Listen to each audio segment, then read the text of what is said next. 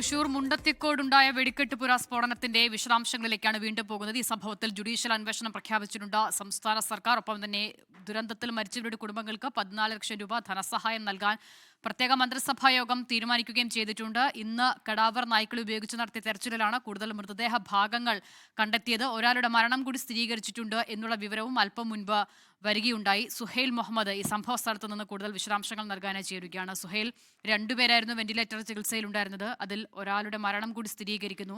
മറ്റൊരു പ്രധാനപ്പെട്ട കാര്യം, 4 പേരെ കൂടി ഇനിയും കണ്ടെത്താനുണ്ട് എന്ന് അറിയിക്കുന്നുണ്ട് അവരുമായി ബന്ധപ്പെട്ട അവരുടെ കുടുംബാംഗങ്ങൾ. അപ്പോൾ അവർക്ക് വേണ്ടിയുള്ള തെരച്ചിൽ പരിശോധന അതും ഇനി തുടരേണ്ടതുണ്ട്. കടാവർ നായ്ക്കൾ ഉപയോഗിച്ചുള്ള പരിശോധനയിലാണ് ഇന്ന് കൂടുതൽ ശരീരഭാഗങ്ങൾ കണ്ടെത്തിയത്. ഈ 4 പേരുടെ വിവരം കൂടി വരുമ്പോൾ അതുമായി ബന്ധപ്പെട്ട പരിശോധന അതെങ്ങനെയാണ് തീരുമാനിച്ചിരിക്കുന്നത്? ക്രമീകരണങ്ങൾ എന്തൊക്കെയാണ്?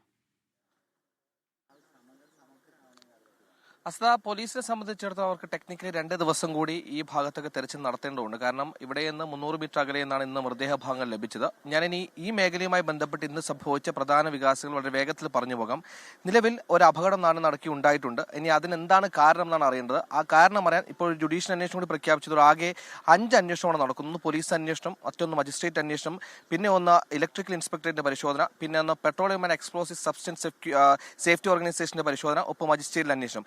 ഈ മജിസ്ട്രേറ്റ് അന്വേഷണം, ഈ പറഞ്ഞ ജുഡീഷ്യൽ അന്വേഷണം മാറ്റിവെച്ചാൽ ബാക്കി 4 അന്വേഷണങ്ങളും എന്താണ് കാരണം, അപകടം എങ്ങനെ സംഭവിച്ചു എന്ന് അറിയാൻ വേണ്ടിയുള്ളതാണ്. അതിൽ ആദ്യം നമ്മൾ മനസ്സിലാക്കുന്ന ഇലക്ട്രിക്കൽ ഇൻസ്പെക്ടറിന്റെ പരിശോധനയിൽ നിർണായകമാകാൻ പോകുന്നത്. കാരണം ഇലക്ട്രിക്കൽ ഇൻസ്പെക്ടറേറ്റ് പൊതുവെ നമുക്കറിയുന്ന പോലെ കെട്ടിടങ്ങൾക്ക് തീപിടുത്തം ഉണ്ടാകുമ്പോൾ ഷോർട്ട് സർക്യൂട്ട് ഉണ്ടായിരുന്നു എന്ന കാര്യമാണ് പ്രഥമമായും പരിശോധിക്കുന്നത്. ഇവിടെ ചെറിയ രീതിയിലുള്ള വയറിംഗ് സബ്സ്റ്റൻസ് ഒക്കെ ഉണ്ടായിരുന്നു. അവിടെ നിന്ന് ഷോർട്ട് സർക്യൂട്ട് ഉണ്ടായിട്ടുണ്ടോ എന്നുള്ളതാണ് ഇലക്ട്രിക്കൽ ഇൻസ്പെക്ടറേറ്റ് പരിശോധിക്കുന്നത്. അടുത്തത് പെസോയുടെ പരിശോധനയാണ്. പെസോ നമുക്കറിയുന്ന പോലെ രാജ്യത്താകമാനം ഈ പറഞ്ഞ എക്സ്പ്ലോസീവ്സ് എങ്ങനെ സൂക്ഷിക്കണം, അതെങ്ങനെ കൈകാര്യം ചെയ്യണം, അതെങ്ങനെ സംഭരിക്കണം നടക്കുന്നതിൽ ഇന്ത്യ ആകെ ഒരു മാർഗനിർദ്ദേശം ഇറക്കുന്ന സംഘടനയാണ്, സർക്കാരിന്റെ ഒരു ഓർഗനൈസേഷനാണ്, സർക്കാരിന്റെ ഡിപ്പാർട്ട്മെന്റാണ്. അവർ ഇവിടെ പരിശോധന നടത്തുമ്പോൾ ഏതെങ്കിലും തരത്തിൽ അമിത അളവിൽ ഇവിടെ പടക്കം ഉണ്ടായിരുന്നോ, അതോ നമ്മൾ നേരത്തെ വിലയിരുത്തിയതുപോലെ തന്നെ അമിത ചൂടാണോ ഈ സ്ഫോടനത്തിന് കാരണമെന്ന കാര്യങ്ങളാണ് പെസോ പ്രധാനമായും പരിശോധിക്കുന്നത്. പക്ഷേ പെസോയുടെ പ്രാഥമിക പരിശോധനയിൽ അമിത ചൂട് അപകടത്തിന് കാരണമായി എന്നത് പൂർണ്ണമായി അവർ അംഗീകരിക്കുന്നില്ല. കാരണം രാജ്യത്താകമാനം ഒരേ നിയമങ്ങളാണ് പെസോ പുറപ്പെടുവിച്ചിരിക്കുന്നത്. അങ്ങനെയാണെങ്കിൽ കേരളത്തിലെ മാക്സിമം ടെമ്പറേച്ചർ 42-43 വരെയാണ് മാക്സിമം ടെമ്പറേച്ചർ വരാൻ സാധ്യതയുള്ളൂ. പക്ഷേ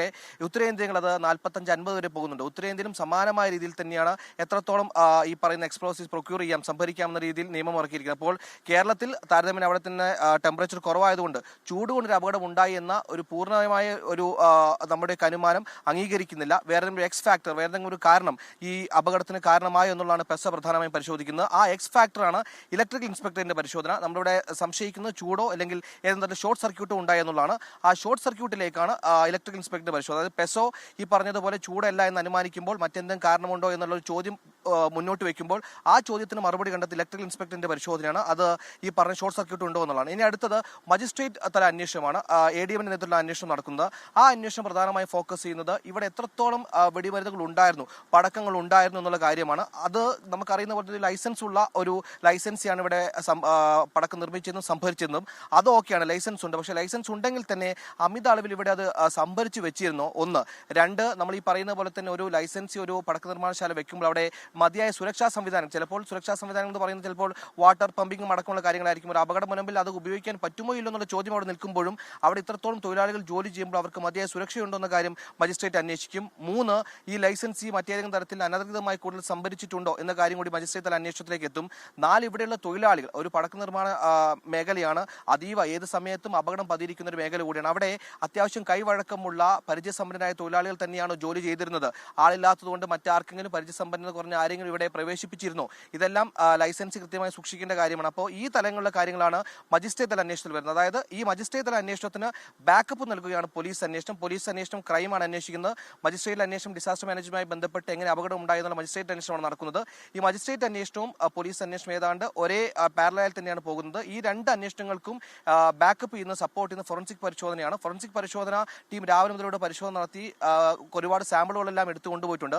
ഈ സാമ്പിളുകളിൽ നിന്ന് ഈ പറഞ്ഞ പറഞ്ഞതുപോലെ പെസോ എല്ലാം മാർഗനിർദ്ദേശം നൽകുന്ന എക്സ്പ്ലോസീവ്സ് ഉണ്ടാക്കാൻ പറ്റുന്ന രാസപദാർത്ഥങ്ങൾക്ക് അപ്പുറത്തേക്ക് എന്തെങ്കിലും രാസപദാർത്ഥങ്ങൾ ഇവിടെ ഉണ്ടോ എന്നത് ഇവിടുത്തെ ചാരം പരിശോധിച്ചാൽ മനസ്സിലാക്കും. ആ ചാരത്തിന്റെ സാമ്പിളാണ് എടുത്തു പോയത്. അങ്ങനെയാണെങ്കിൽ ഈ പറയുന്ന ഫോറൻസിക് പരിശോധന അങ്ങനെ എന്തെങ്കിലും അമിത അളവിൽ ഏതെങ്കിലും തരത്തിൽ ഉപയോഗിക്കാൻ പറ്റാത്ത രാസപദാർത്ഥങ്ങൾ ഉണ്ടോ എന്നുള്ള കാര്യം ഈ പറഞ്ഞ ഫോറൻസിക് പരിശോധന അന്വേഷിക്കും. ആ റിപ്പോർട്ട് മജിസ്ട്രേറ്റിനും അതേപോലെ പോലീസ് അന്വേഷണം നിർണായകമാകും. 2 ഇലക്ട്രിക്കൽ ഇൻസ്പെക്ടറേറ്റ് പരിശോധന. നിലവിൽ നമുക്ക് എന്താണ് അപകടം ചോദ്യത്തിന് 1 ചൂടായിരിക്കാം, 2 ഷോർട്ട് സർക്യൂട്ട് ആയിരിക്കും എന്ന അനുമാനങ്ങൾ വരുമ്പോൾ ചൂടല്ല, ചൂടിന് അപ്പുറത്തേക്ക് എന്തൊരു എക്സ് ഫാക്ടർ ഉണ്ടോ എന്ന കാര്യം ഇലക്ട്രിക്കൽ ഇൻസ്പെക്ടർ പരിശോധിക്കും. അങ്ങനെയാണെങ്കിൽ ഏറ്റവും നിർണായകമാവും ഇലക്ട്രിക്കൽ ഇൻസ്പെക്ടറിന്റെ പരിശോധനയാണ്. ഷോർട്ട് സർക്യൂട്ട് ആണെന്ന കാര്യമാണ് ഏറ്റവും പ്രധാനമായും അറിയേണ്ടത്. അതിനപ്പുറത്തേക്ക് മജിസ്ട്രേറ്റ് അന്വേഷണത്തിൽ ഈ പറഞ്ഞ ലൈസൻസ് ഉണ്ട്, മാർഗനിർദ്ദേശങ്ങൾ പാലിക്കുന്നുണ്ടെന്ന് പറയുമ്പോഴും അമിതമായ അളവിൽ ഈ പറഞ്ഞ സ്ഫോടക വസ്തുക്കൾ പടക്കങ്ങളൊക്കെ സംഭരിച്ചിട്ടുണ്ടോ, ഈ നിർമ്മിച്ച പടക്കങ്ങളിൽ ഉപയോഗിക്കാൻ പറ്റുന്നതിന് അപ്പുറത്തേക്ക് ഏതെങ്കിലും തരത്തിലുള്ള രാസപദാർത്ഥങ്ങൾ ഉപയോഗിച്ചിട്ടുണ്ടോ, 3 ഈ തൊഴിലാളികൾക്ക് കൃത്യമായ പരിചയ സമ്പത്തുണ്ടോ, 4 ഈ പറയുന്ന ഇടത്ത് ലൈസൻസ് ഉള്ളൊരു സ്ഥാപനമാണെങ്കിലും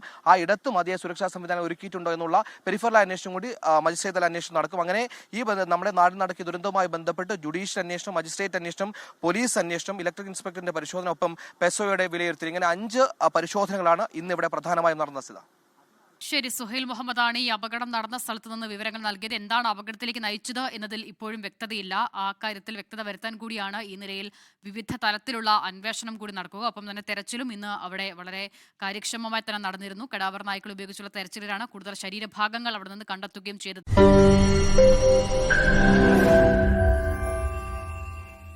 ലോകത്തെവിടെയായാലും ഏത് സമയത്തും 24 വാർത്തകളും ഓഗ്മെന്റഡ് റിയാലിറ്റി പാക്കേജുകളും എക്സ്പ്ലെയിനറുകളും വിശദമായി കാണാൻ ഞങ്ങളുടെ യൂട്യൂബ് ചാനൽ നിങ്ങൾക്ക് സബ്സ്ക്രൈബ് ചെയ്യാം.